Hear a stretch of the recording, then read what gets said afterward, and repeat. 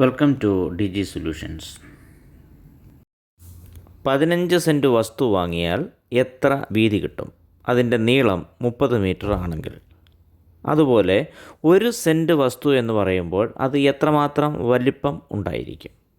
ഈ കാര്യങ്ങളാണ് ഇന്ന് പറയാൻ പോകുന്നത്. ഒരു സുഹൃത്തിന് 15 സെൻറ്റ് വസ്തു വാങ്ങണം.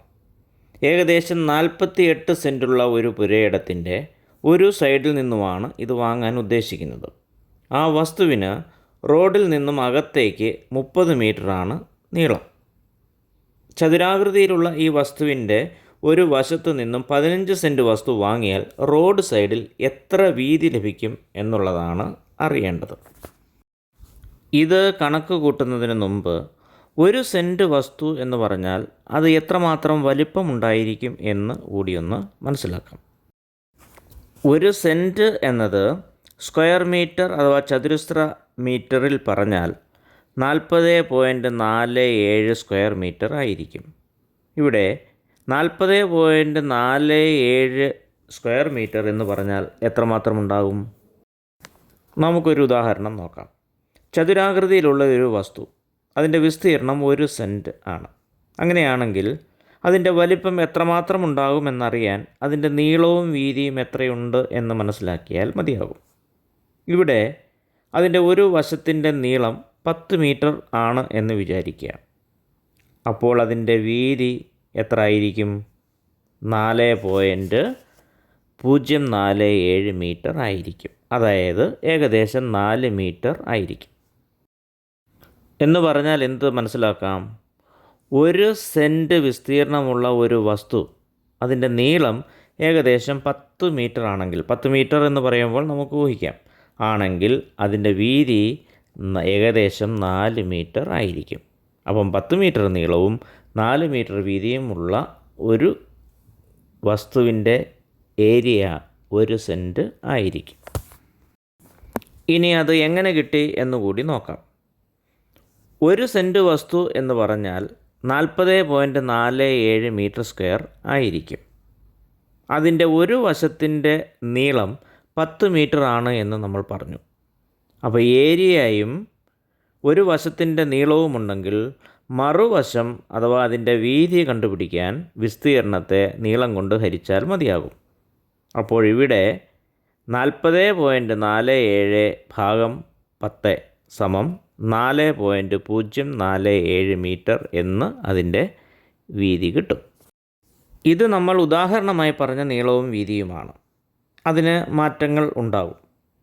പക്ഷേ നീളവും വീതിയും എങ്ങനെ മാറിയാലും അവ തമ്മിൽ ഗുണിച്ചാൽ 40.47 മീറ്റർ സ്ക്വയർ കിട്ടണം. അപ്പോഴേ അത് 1 സെൻറ്റ് ആവുകയുള്ളൂ. മറ്റൊരു ഉദാഹരണം കൂടി നമുക്ക് നോക്കാം. അതായത് 1 സെൻറ്റ് വസ്തു, അതിന് 15 മീറ്റർ നീളമുണ്ട്. അവിടെ ഈ 1 സെൻറ്റ് വസ്തു ഒരു വഴിക്കായി നമ്മൾ വിട്ടുകൊടുക്കുകയാണ്. അപ്പോഴവിടെ എത്ര വീതി കൊടുക്കണം? അപ്പോൾ ആ വസ്തുവിൻ്റെ വീതി കണ്ടുപിടിക്കാൻ ആകെ വിസ്തീർണത്തെ നീളം കൊണ്ട് ഹരിച്ചാൽ മതിയല്ലോ. ഇവിടെ ആകെ വിസ്തീർണം 1 സെൻറ്റാണ്, അതായത് 40.47 മീറ്റർ സ്ക്വയർ. അതിനെ നീളം കൊണ്ട് ഹരിക്കുക. അപ്പോൾ 40.47 ഭാഗം 15 സമം 2.698 മീറ്റർ എന്ന് കിട്ടും.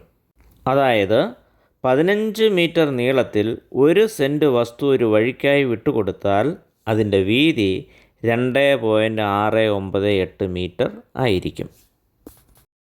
ഇപ്പോൾ 1 സെൻറ്റ് വസ്തു എന്ന് പറയുമ്പോൾ ഏകദേശം എത്ര വലിപ്പം ഉണ്ടായിരിക്കും എന്നുള്ളത് മനസ്സിലായി കാണുമല്ലോ. ഇനി നമുക്ക് 15 സെൻറ്റിൻ്റെ കാര്യത്തിലേക്ക് വരാം. ഇവിടെ ആകെ വിസ്തീർണം 48 സെൻറ്റുള്ള ഒരു പുരയിടമാണുള്ളത്. അതിൻ്റെ റോഡിൽ നിന്നും അകത്തേക്ക് അതിൻ്റെ ഒരു വശത്തിൻ്റെ വീതി എന്ന് പറയുന്നത് 30 മീറ്ററാണ്. മൊത്തം അതിൻ്റെ നീളം 64.752 മീറ്റർ ഉണ്ട്. ഇതിൻ്റെ ഒരു വശത്തു നിന്നും 15 സെൻറ്റ് വസ്തുവാണ് നമ്മൾ വാങ്ങാൻ പോകുന്നത്. അങ്ങനെയാണെങ്കിൽ റോഡ് സൈഡിൽ നമുക്ക് എത്ര വീതി ലഭിക്കുമെന്നാണ് അറിയേണ്ടത്. അതിന് 15 സെൻറ്റ് വസ്തു എത്ര മീറ്റർ സ്ക്വയർ ആണ് എന്ന് അറിയണം. ഒരു സെൻറ്റ് വസ്തു 40.47 മീറ്റർ സ്ക്വയർ ആണെന്ന് നമ്മൾ മനസ്സിലാക്കി. അപ്പോൾ 15 സെൻറ്റ് സമം 40.47 ഗുണം 15 സമം 607.05 മീറ്റർ സ്ക്വയർ ആയിരിക്കും. ഈ വസ്തുവിൻ്റെ റോഡ് സൈഡിൽ നിന്നും അകത്തേക്കുള്ള അളവ് 30 മീറ്റർ ആണല്ലോ. അപ്പോൾ അങ്ങനെയാണെങ്കിൽ 15 സെൻറ്റ് വസ്തുവിന് റോഡ് സൈഡിൽ ലഭിക്കുന്ന വീതി എന്ന് പറയുമ്പോൾ ആകെ വിസ്തീർണം 607.05 ഭാഗം 30 മീറ്റർ സമം 20.235 മീറ്റർ എന്ന് കിട്ടും. അതായത് നമ്മൾ വാങ്ങുന്ന 15 സെൻറ്റ് വസ്തുവിന് റോഡിൽ നിന്ന് അകത്തേക്ക് 30 മീറ്റർ നീളവും റോഡ് സൈഡിലായിട്ട് 20.235 മീറ്റർ വീതിയും കിട്ടും. 48 സെൻറ്റ് പുരയിടത്തിൽ നിന്ന് 15 സെൻറ്റ് പുരയിടം വാങ്ങിയാൽ ബാക്കി അവിടെ 33 സെൻറ്റ് വസ്തു ഉണ്ടാകും. ബാക്കിയുള്ള 33 സെൻറ്റ് വസ്തുവിൻ്റെ നീളം നമുക്കൊന്ന് ക്രോസ് വെരിഫൈ ചെയ്യാവുന്നതാണ്. നീളം എത്രയായിരിക്കും? ആകെ നീളം 64.752 മൈനസ് 20.235 സമം 44.517 മീറ്റർ ആയിരിക്കും. അതായത് ബാക്കിയുള്ള 33 സെൻറ്റിൻ്റെ നീളം എന്ന് പറയുന്നത് 44.517 മീറ്ററും വീതി 30 മീറ്ററും ആയിരിക്കും. അപ്പോൾ ആ ബാക്കിയുള്ളതിൻ്റെ വിസ്തീർണം എങ്ങനെ കണ്ടുപിടിക്കാം? നീളം ഗുണം വീതി, അതായത് 44.517 ഗുണം 30 മീറ്റർ സമം 1335.51 മീറ്റർ സ്ക്വയർ എന്ന് കിട്ടും. ഇനി ഈ സ്ക്വയർ മീറ്ററിലുള്ള ഏരിയയെ നമുക്ക് സെൻറ്റാക്കി മാറ്റണം. അതിന് 40.47 കൊണ്ട് ഹരിക്കുക. കാരണം ഒരു സെൻറ്റ് എന്ന് പറയുന്നത് 40.47 മീറ്റർ സ്ക്വയർ ആണല്ലോ. അപ്പോഴെങ്ങനെ കിട്ടും? 1335.51 ഭാഗം 40.47 സമം 33 സെൻറ്റ് എന്ന് കിട്ടും. ഈ വീഡിയോ നിങ്ങൾക്ക് ഉപകാരപ്പെടുമെന്ന് വിചാരിക്കുന്നു. നിങ്ങളിത് ലൈക്ക് ചെയ്യുക, കമൻറ്റ് ചെയ്യുക, ബെല്ലൈക്കൺ പ്രസ് ചെയ്ത് സബ്സ്ക്രൈബ് ചെയ്യുക.